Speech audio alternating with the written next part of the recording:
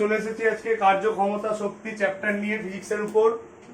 এটা competitive exam পারপাসে যে কোশ্চেন হয়, যে টাইপের কোশ্চেন হয় সেটা আজকে আলোচনা করব। আমাদের চ্যানেলে যারা নতুন অবশ্যই সাবস্ক্রাইব করবে।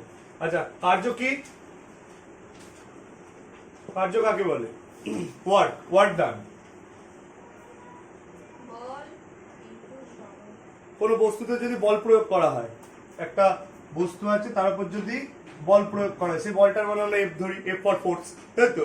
কোনো বস্তুতে যদি বল প্রয়োগ করা হয় এবং বল প্রয়োগ করার ফলে যদিও সরণ হয়, মানে এখানে আছে এটা পজিশন 1, এখান থেকে একটু দূর গেল পজিশন 2, এখান থেকে এতটা ডিস্টেন্স যদি ডি ধরতে পারি, ডিসপ্লেসমেন্ট, তাই তো? সরণ, ডিসপ্লেসমেন্ট, সরণের ইংরেজি টার্ম হচ্ছে ডিসপ্লেসমেন্ট, তাই তো? তা যদি একটা বস্তুতে বল প্রয়োগ করলাম এবং তার কি হলো, সরণ হলো, তবেই বলবো যে প্রযুক্ত বল কার্য করেছে, তাই তো?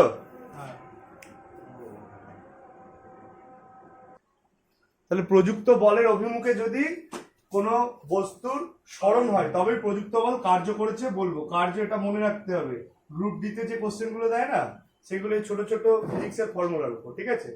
মানে রেলের গ্রুপ ডিতে কার্য is equal two ball into সরণ, এটা মনে রাখতে হবে। কার্য W is equal to F into D, এইটা মনে রাখতে হবে। কার্য is equal W is equal to F into D. এইবারে আমাদের ফ্যাক্টর হচ্ছে যে কার্য কি রাশি? যেহেতু বলও একটা ভেক্টর রাশি, সরণও একটা ভেক্টর রাশি, ক্রস গুণ, তার জন্য W is equal to F D, যেটা এটা হবে স্কেলার রাশি। দুটো ভেক্টরের গুণ একটা স্কেলার হয়, স্কেলার রাশি, ঠিক আছে? বল এদিকে প্রযুক্ত হচ্ছে দেখা গেল, তাহলে W is equal to F into D, তাহলে এটা হচ্ছে স্কেলার রাশি। সবসময় কি W is equal to F D হবে না? মাঝে মাঝে একটু অন্য হয়, সেটা কি মনে রাখতে হবে?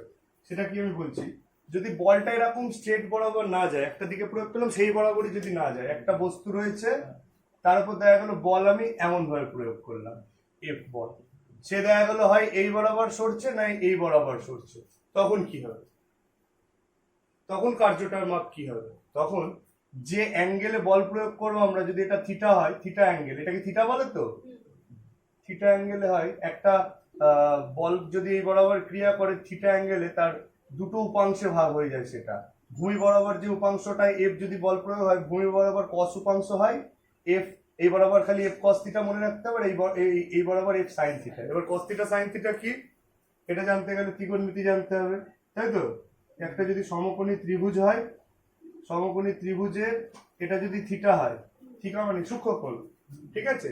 সূক্ষ্মকোণের বিপরীত বাহুকে কি বলে? লম্ব বলে, এটা জানেন? জানা আছে সবার? সূক্ষ্মকোণের বিপরীত বাহুকে লম্ব বলে। তেমন এখানে লম্ব কে দেয় আনিশা? লম্ব এবি, আর ভূমি বিসি, আর 90 ডিগ্রি এটা তো, 90 ডিগ্রির বিপরীত বাহু অতিভুজ হয়, সবসময় মনে রাখতে হবে। এসি হচ্ছে অতিভুজ, এসি অতিভুজ। তাহলে সাইন থিটা সমান কি হবে এখানে? সাইন থিটা সমান কিচ্ছু নয়, সাইন থিটা সমান লম্ব বাই অতিভুজ। তাহলে একটা লম্ব সমকোণী ত্রিভুজের লম্বর মান আর অতিভুজের মান যদি ভাগ করে দিই আমরা, তাহলে সাইন থিটার মান পেয়ে যাবে, ঠিক আছে? কস থিটা মানে কি? ভূমি বাই অতিভুজ। এইভাবে আরো কি কি আছে? ট্যান কট সেক কোসেক আছে। ট্যান থিটা মানে কি? লম্ব বাই ভূমি, আর কট থিটা মানে ভূমি বাই লম্ব, সেক থিটা মানে হচ্ছে কসের উল্টো, মানে অতিভুজ বাই ভূমি, আর কোসেক থিটা হচ্ছে সাইনের উল্টো, মানে অতিভুজ বাই লম্ব। এটা ত্রিকোণমিতির দিকে, অত কিছু দরকার নেই, খালি সাইন থিটা আর কস থিটা। আমি ত্রিকোণমিতি করাবো, সাইন থিটা আর কস থিটা। হ্যাঁ, কেন আসে না? তাই সাইন থিটা কস থিটা। আচ্ছা, আমি কি বললাম যে একটা এফ যদি বল প্রয়োগ করি, সেটা দুটো উপাংশে ভেঙে যেতে পারে। যদি কর্ণ বরাবর বা অন্য দিক বরাবর প্রয়োগ করি, দুটো উপাংশে ভাঙে, একটা হচ্ছে কস উপাংশ আর একটা হচ্ছে সাইন উপাংশ। তাহলে একটা এফ কস থিটা আর একটা এফ সাইন থিটা লম্ব বরাবর। এবার যদি আমরা ভূমি বরাবর সরণ দেখা গেল এদিকেই হলো, ডি সরণ হলো, ঠিক আছে? যদি সরণ ডি হয়, তাহলে তখন কার্য কি হবে?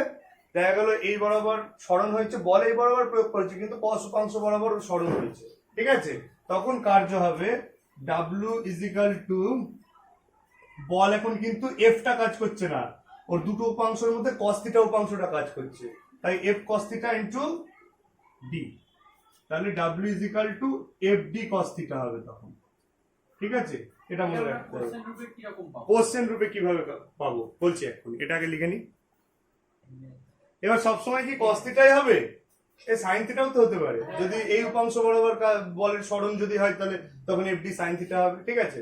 যাই হোক, কোশ্চেন রূপে কিভাবে আসে দেখা গেল, বললো যে কোনো বস্তুতে বল প্রয়োগ করা হয়েছে এবং সেটি বস্তুটির সঙ্গে কোন একটা ডিগ্রি বলে দিল, 45 ডিগ্রি অ্যাঙ্গেলে বল প্রয়োগ করা হয়েছে, ঠিক আছে, বা 45 না, সবচেয়ে ভালো মান ধরি 30 ডিগ্রি, 30 ডিগ্রি অ্যাঙ্গেলে বল প্রয়োগ করা হয়েছে এবং তার ফলে সরণ হয়েছে তার 40 মিটার, ঠিক আছে। একটা বস্তুতে 30 ডিগ্রি অ্যাঙ্গেলে বল প্রয়োগ করা হয়েছে এবং তার সরণ হয়েছে ভূমি বরাবর সরণ হয়েছে, ভূমি বরাবর সরণ হয়েছে কত? 40 মিটার।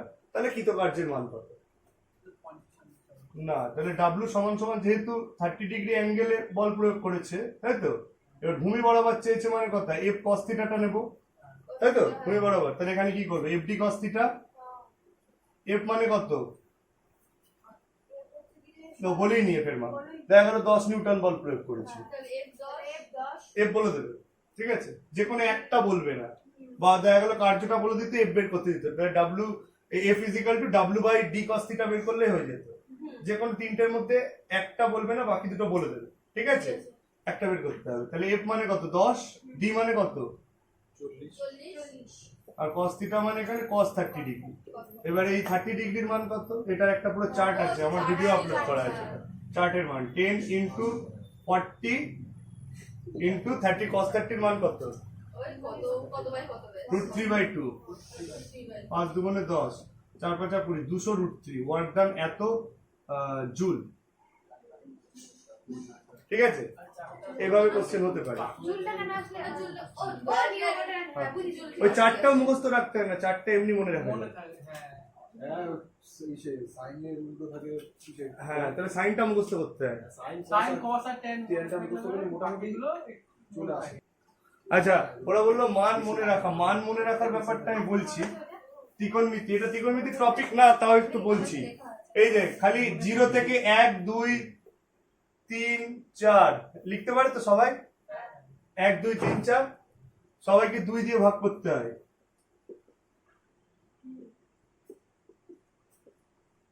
হলো, তারপর সবার রুট করে দিতে হয়।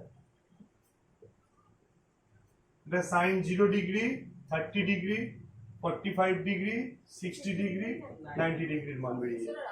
এটা করতে হবে, এটা 0 হবে, 1/2 মানে কত? 1/√2, এটা কত? 1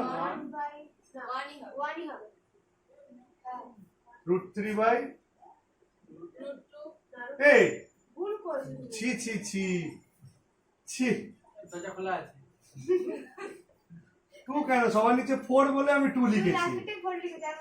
হ্যাঁ, সবার নিচে 4, সরি এই যে 0/4, 1/4 মানে 1 এর রুট মানে 1, 4 এর রুট 2, তাহলে 1/2, আর এটা 2 দুগুণে 4, 1, তাহলে 1/√2, এটা √3/4 এর রুট কত? 2, এটা 4 কে 4, 1 এর রুট 1, সাইনের 0 30 1 45 60 আর 90 বেরিয়ে গেল।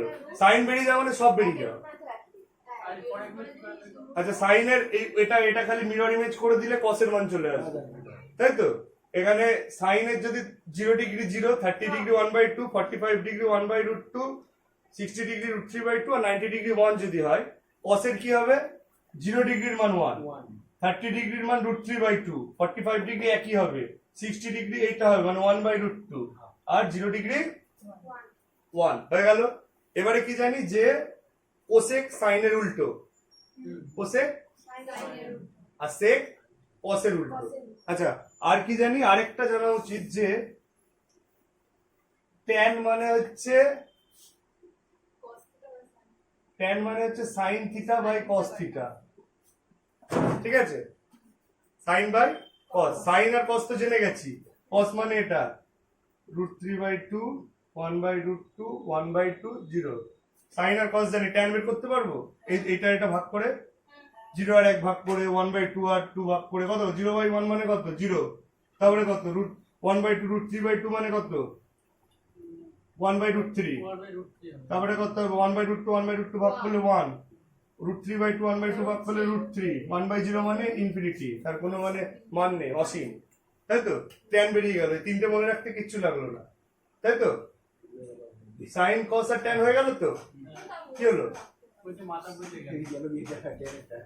tan একটা, আচ্ছা tan মানে sin theta by cos theta, তো এটা sin আর এটা cos, sin বাই cos, তাহলে tan 0 ডিগ্রির মান কত?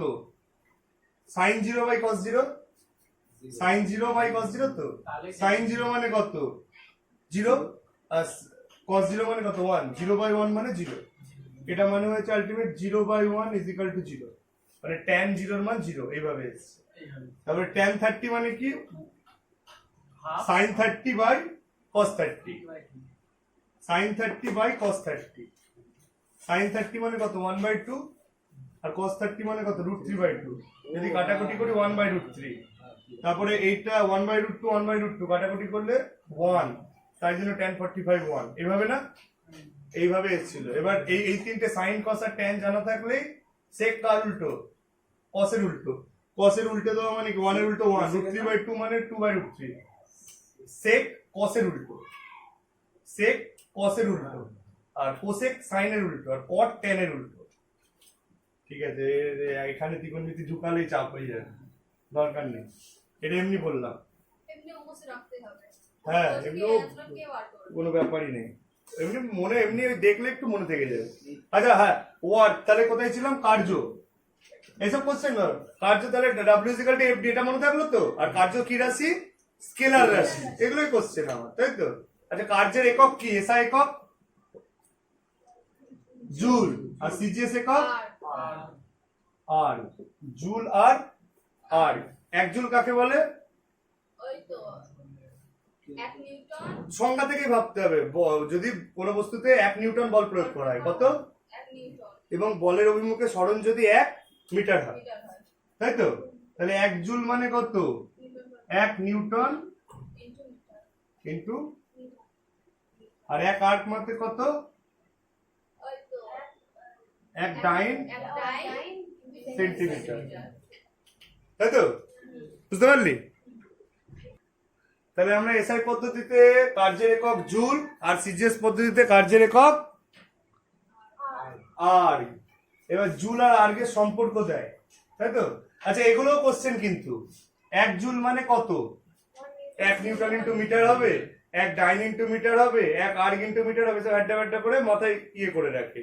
এটাও কিন্তু মাথায় রাখতে হবে যে 1 জুল মানে হচ্ছে 1 নিউটন ইন্টু মিটার, তারপরে 1 আর্গ মানে 1 ডাইন ইন্টু সেন্টিমিটার। মানে কোনো বস্তুতে, এই যে সংজ্ঞা যদি বলি 1 জুলের সংজ্ঞা, কোনো বস্তুতে 1 নিউটন বল প্রয়োগ করলে যদি বলের অভিমুখে 1 মিটার সরণ হয়, তবে সেটা 1 জুল কার্য করেছে বলবো। ঠিক একইভাবে যদি বলি 1 আর্ক কার্য কাকে বলে?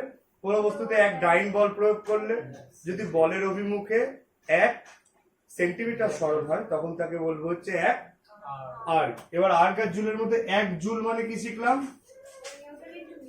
1 নিউটন ইন্টু মিটার। এবার 1 নিউটন মানে জানি, 1 নিউটন মানে সবাই নিশ্চয়ই জানে কত ডাইন, সম্পর্কটা 1 নিউটন মানে কত ডাইন, এটা মনে রাখতে হবে, এগুলো কিন্তু লাগে। 10⁵ ডাইন, 1 নিউটন মানে হচ্ছে 10⁵ ডাইন। তাহলে 1 নিউটন মানে এটা কত লিখবো? 10⁵ ডাইন। আর 1 মিটার মানে কত সেন্টিমিটার? ইয়ে করো, 1 মিটার মানে কত সেন্টিমিটার? কত বল? 100 সেন্টিমিটার। তাহলে 100 মানে 100 সেন্টিমিটার মানে আমি এটা লিখতে পারি তো, 10 স্কয়ার সেন্টিমিটার, 10 10 কে 100 পারি লিখতে আরামসে।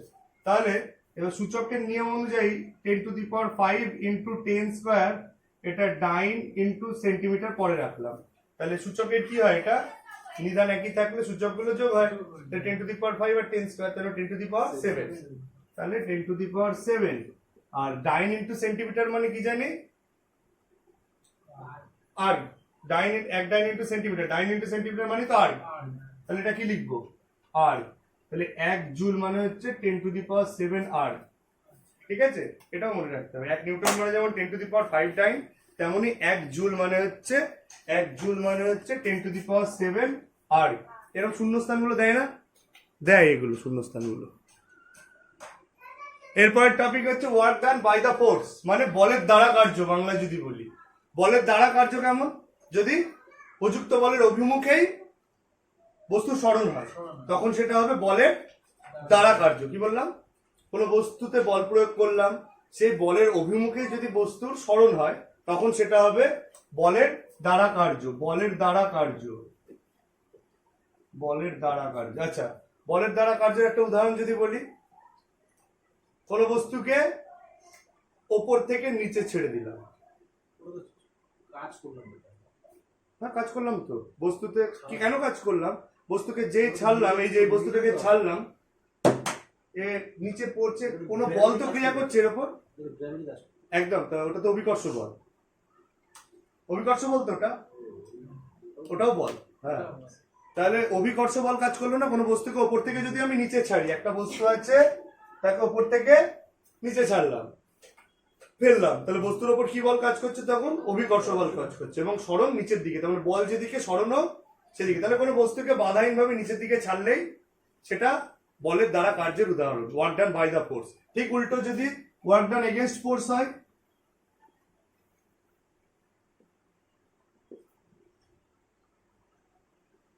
একটা বস্তুকে আমি ওপর দিকে ছুঁড়ে দিলাম, নিচের দিকে কি কাজ করছে, আসুক না, যতক্ষণ না টপ পয়েন্টে যাচ্ছে ততক্ষণ ওর উপর তো আমার দেওয়া বলটা ক্রিয়া করছে, আর নিচের দিকে, হ্যাঁ, আর নিচের দিকে তো তখন অভিকর্ষ বল ক্রিয়া করছে, তাহলে অভিকর্ষ বলের বিপরীতেও যাচ্ছে, তাহলে বলের বিরুদ্ধে কার্য করছে তখন। ঠিক আছে এটা। আচ্ছা, একটা বস্তুকে যদি আমি ওপর থেকে নিচে ফেলি, সে একটা বলের বিরুদ্ধে আবার কিন্তু বিরুদ্ধে কাজ করছে। ওপর থেকে নিচে ফেলেছি তো বস্তুটাকে, ওপর থেকে নিচে ফেলেছি, ভালো কথা, ও অভিকর্ষ বলের দিকে কাজ করছে, বলের দ্বারা কার্য করছে, কিন্তু ওকে বাধা দিচ্ছে একজন, কে, বায়ুর ঘর্ষণ বল। তাহলে ঘর্ষণ বলের বিরুদ্ধে কাজ করছে ও কিন্তু তখন, মানে অভিকর্ষ বলের দিকে কাজ করলেও ঘর্ষণ বলের বিরুদ্ধে, বায়ুর ঘর্ষণ বলের বিরুদ্ধে কাজ করছে। হ্যাঁ একদম, তো বাধা তেমন বাধা সৃষ্টি হলো না তো, মানে অল্প বাধা সৃষ্টি হয়েছে। সে তো উপর দিকে মারলেও তো বায়ুর ঘর্ষণ বল ক্রিয়া করছে। হ্যাঁ, তখন ক্রিয়া করছে অবশ্যই। ঠিক আছে, এটা একটা। আর আর কি এই হয়ে গেল। এবারে হচ্ছে এরপর টপিক হচ্ছে কার্যহীন বল। এটা খুব ইম্পর্টেন্ট। ঠিক আছে, লিখতে হবে, বুঝে গেছিস তো। কার্যহীন বল, কার্যহীন বল, এটাকে নো ওয়ার্ক ফোর্স বলে। নো ওয়ার্ক ফোর্স, একটা বস্তুতে বল প্রয়োগ করলাম, ঠিক আছে, একটা বস্তুতে বল প্রয়োগ করেছি, তার সরণ হয়েছে বস্তুতে বল প্রয়োগের সঙ্গে 90 ডিগ্রি ভাবে। কি বললাম, একটা বস্তুতে বল প্রয়োগ করেছি আর তার সরণ হয়েছে বস্তুর সঙ্গে কত ডিগ্রিতে, 90 ডিগ্রিতে, তাহলে সেটা হবে কি, কার্যহীন বল। তখন সে বল কোনো কার্য করবে না, ওটাকে কার্যহীন বল বলে। কোনো কুলি একটা মাথায় ব্যাগ নিয়ে যাচ্ছে বা কিছু ভার বহন করে নিয়ে যাচ্ছে, সেটাকে কার্যহীন বল বলবো। একটা কেউ সুটকেস নিয়ে হাঁটছে, সুটকেস নিয়ে হাঁটছে, ঠিক আছে, ও সরণ হচ্ছে কিন্তু একদম সোজা, তাই তো, কিন্তু ওর বল অভিকর্ষ বল ক্রিয়া করছে ওর উপর, তাহলে কি যাচ্ছে সোজা, অভিকর্ষ বল নিচের দিকে ক্রিয়া করছে, তখন সেটা কত ডিগ্রিতে ক্রিয়া করছে, 90 ডিগ্রিতে, তাহলে সেটাও একটা কার্যহীন বল, নো ওয়ার্ক ফোর্স। কুলি মাল নিয়ে যাচ্ছে, ওটাও নো ওয়ার্ক ফোর্স। ঠিক আছে, তারপরে পৃথিবী আর সূর্যের মধ্যে যে মহাকর্ষ বল ক্রিয়া করে, ওটাও নো ওয়ার্ক ফোর্স, মানে পৃথিবী ও সূর্যের মহাকর্ষ বল।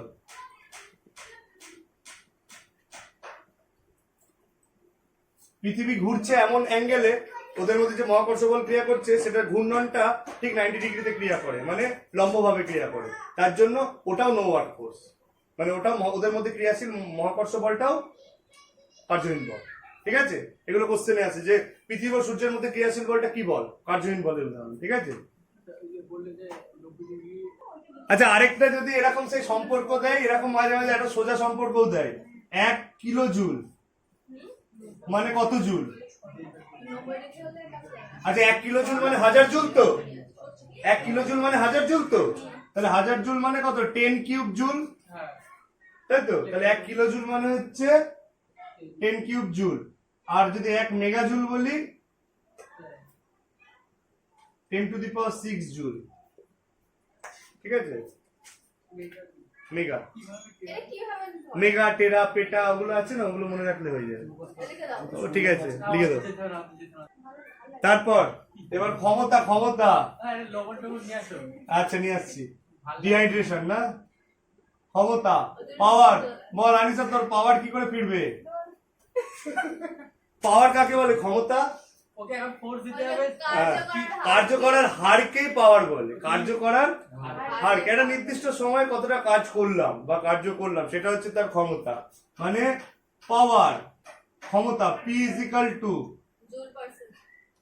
বাংলায় লিখি আগে, ক্ষমতা is equal to কার্য বাই সময়। কার্য বাই সময়। আপ ডাউন করছে না তো?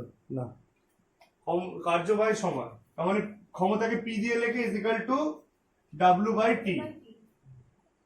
হ্যাঁ, এবারে ডাব্লিউ দরকার নেই। আর ক্ষমতা কি রাশি? এটা কার্য স্কেলার, সময় scalar. Scalar scalar scalar scalar scalar scalar, এটা স্কেলার, আরামসে স্কেলার রাশি।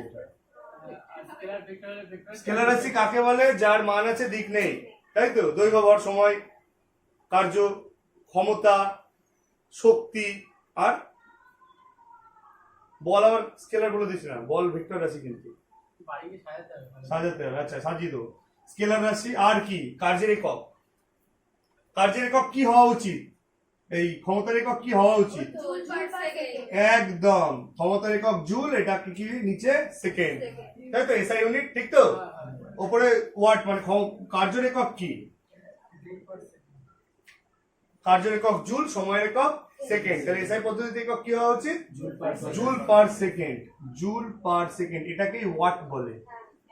হ্যাঁ, 1 জুল পার সেকেন্ড মানে 1 ওয়াট। তাহলে ক্ষমতার একক সে বললাম না, এসআই একক ওয়াট। ওয়াট মানে 1 জুল পার সেকেন্ড, 1 ওয়াট মানে 1 জুল পার সেকেন্ড। আর সিজিএস এ তাহলে কি হবে? ডাইন। কেন? বলের সিজিএস একক ডাইন, কার্যের হচ্ছে আর, আর পার সেকেন্ড। মনে থাকবে? তাহলে ক্ষমতার সিজিএস একক হচ্ছে আর পার সেকেন্ড, আর এসআই একক হচ্ছে জুল পার সেকেন্ড। মনে থাকবে? আচ্ছা, জুল আর এই আর্গের মধ্যে যদি কি বলে ওটাকে, সম্পর্ক যদি করি কি হবে? 1 ওয়াট মানে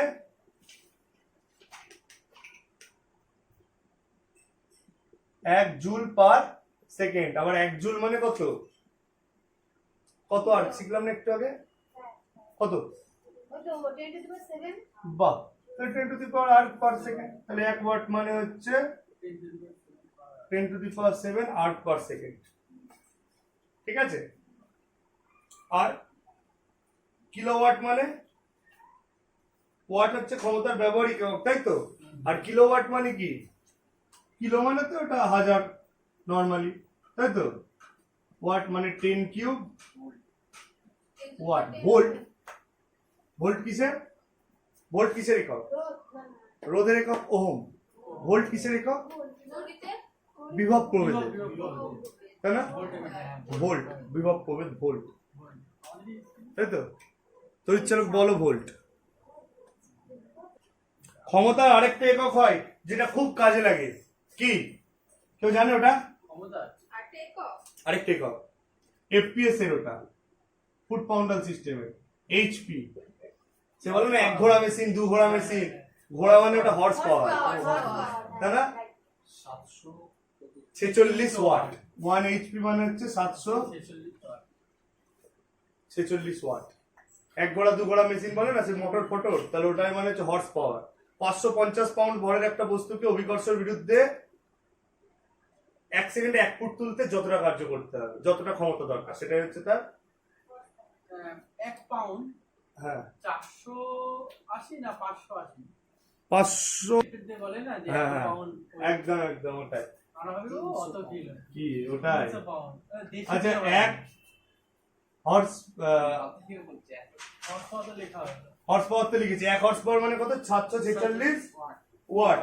আর 1.34 হর্স পাওয়ার মানে হচ্ছে 1 কিলোওয়াট, বা কেডব্লিউ লিখলেই হয়, এটাও একটা মান। ঠিক আছে? ওয়াট আর কিলোওয়াট। আচ্ছা, ওই তড়িৎ ক্ষমতা আমরা কি এককে মাপি বেশ? আমাদের বাড়ির যে বৈদ্যুতিক ইউনিট মাপে ওটা কি এককে? বিওটি ইউনিটে, বোর্ড অফ ট্রেড ইউনিট।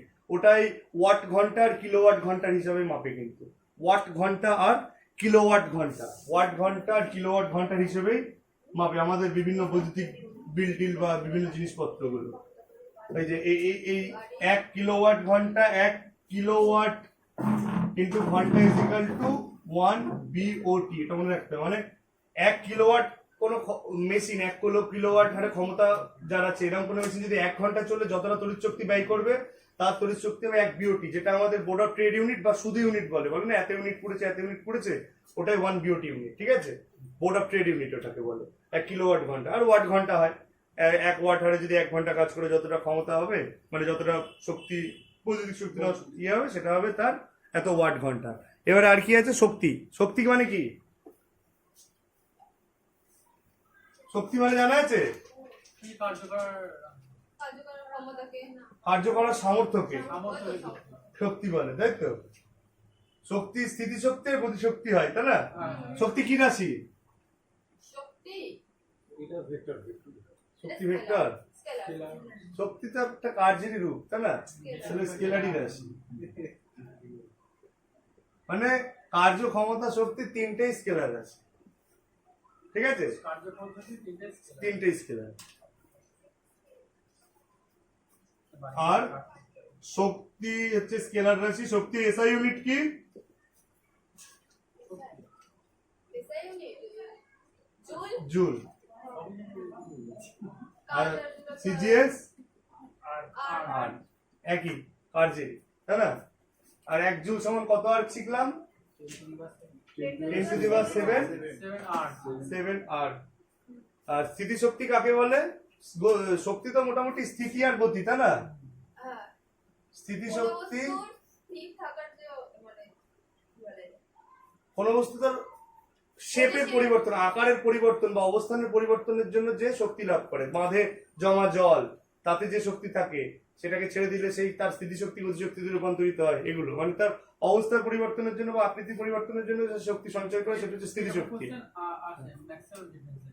একদম রূপান্তরিত হয়। যেমন হাতে হাত ঘষলে কোন শক্তিতে? না, যান্ত্রিক শক্তি তাপ শক্তিতে রূপান্তরিত। এটাকে যান্ত্রিক শক্তি বলে। আর হাতে হাত ঘষছে মানে এটা কি যান্ত্রিক শক্তি না?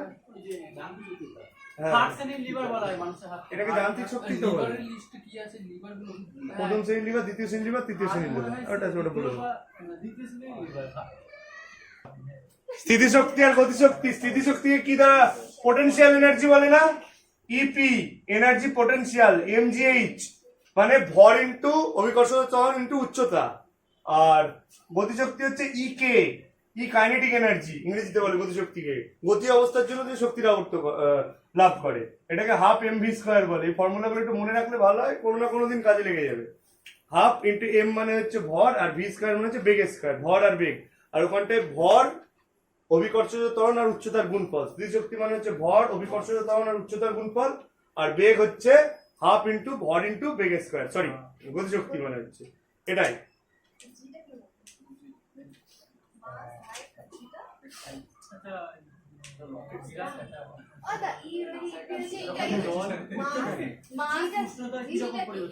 জি অভিকর্ষজ ত্বরণ, জি হচ্ছে অভিকর্ষজ ত্বরণ। ঠিক আছে, এবার একটা অঙ্ক দেবো। একটা বস্তু 6 সেকেন্ডে 30 জুল কার্য করে, তার ক্ষমতা কত? হ্যাঁ, একটা বস্তু 6 সেকেন্ডে 30 জুল কার্য করে, তার ক্ষমতা কত? করতে হবে অঙ্কটা। একটু আগেই শিখলাম না, পাওয়ার সমান কি শিখলাম? পি সমান সমান ডাব্লিউ বাই টি, মাথায় রাখতে হবে খালি। ক্ষমতা সমান কার্য বাই সময়। কার্য মানে কত? 30 আর সরি জুল পার সেকেন্ড, এর জুল এর সেকেন্ড, তাই তো? 5 6 30 মানে 5 জুল পার সেকেন্ড। এরকম টাইপের অঙ্ক গ্রুপ দিতে দেয়, ঠিক আছে, নরমালি। কিন্তু হ্যাঁ হ্যাঁ না জানার দরুন, হ্যাঁ না জানার দরুন আমাদের সমস্যা হয়ে যায়। আরেকটা অঙ্ক দেবো, আরেকটা অঙ্ক, ভালো অঙ্ক। একটা বস্তুর ভর 200 কেজি, কত উচ্চতায় তুললে বস্তুটার স্থিতিশক্তির মান 9800 জুল হবে? একদম এমজিএস দিয়ে করলে অঙ্কটা হয়ে যাবে, ট্রাই করো সবাই। সেটাই। আচ্ছা আচ্ছা, এখানে এই অঙ্কটা যে দিয়েছিলাম যে বস্তুর ভর 200 কেজি, কত উচ্চতায় তুললে বস্তুটা স্থিতিশক্তির মান 9800 জুল হবে। আমরা স্থিতিশক্তি চেয়েছি, তাহলে ই পোটেনশিয়াল মানে কি সূত্র? এমজিএইচ, এক্ষুনি শিখলাম তো। স্থিতিশক্তি মানে হচ্ছে ভর ইনটু অভিকর্ষ ত্বরণ ইনটু উচ্চতা। হ্যাঁ, উচ্চতার না। স্থিতিশক্তি ইজ ইকাল টু ভর ইনটু অভিকর্ষজ ত্বরণ ইনটু উচ্চতা। এটা একটু আগেই তো লিখলাম। স্থিতিশক্তি সমান ভর ইনটু অভিকর্ষজ ত্বরণ ইনটু উচ্চতা। তাহলে এখানে ই পোটেনশিয়াল কত বলে দিয়েছে?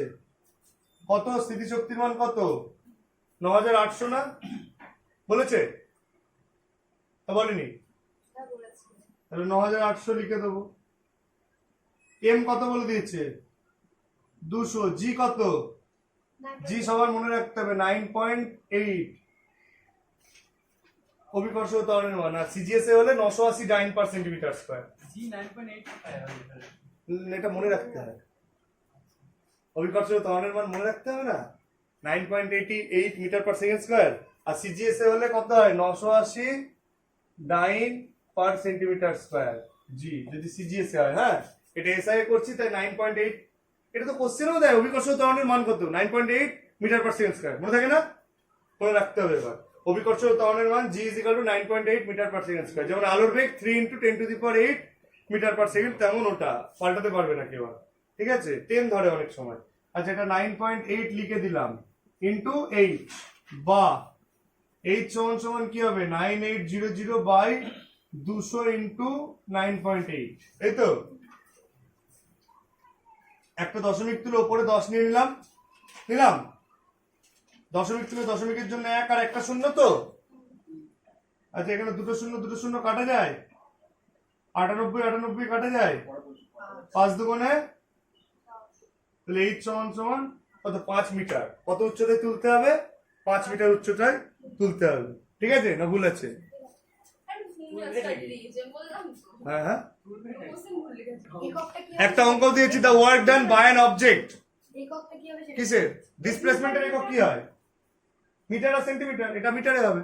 The work done by an object is 56 joule and the force exerted on it is 7 newton. Find the displacement. 2018 group D question. ঠিক আছে, ইজি একদম। Force exerted on it is 7 newton, মানে এফ মানে কত?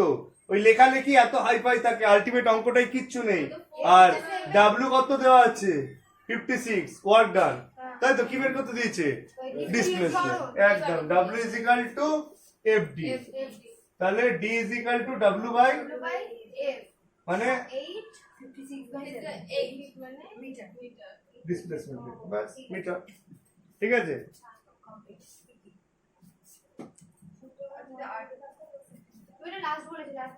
আরেকটা কোশ্চেন করবো। Question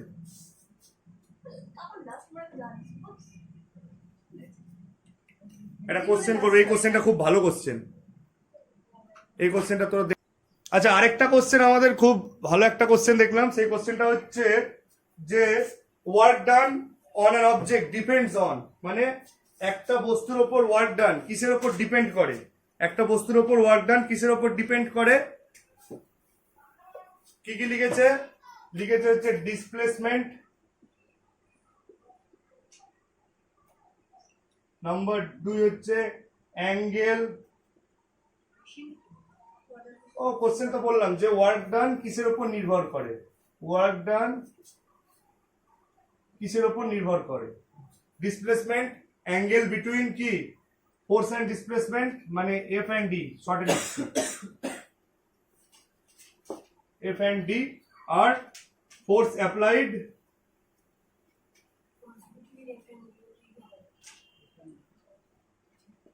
F and D মানে কি? Force and displacement. আর 4 নম্বর হচ্ছে মাস।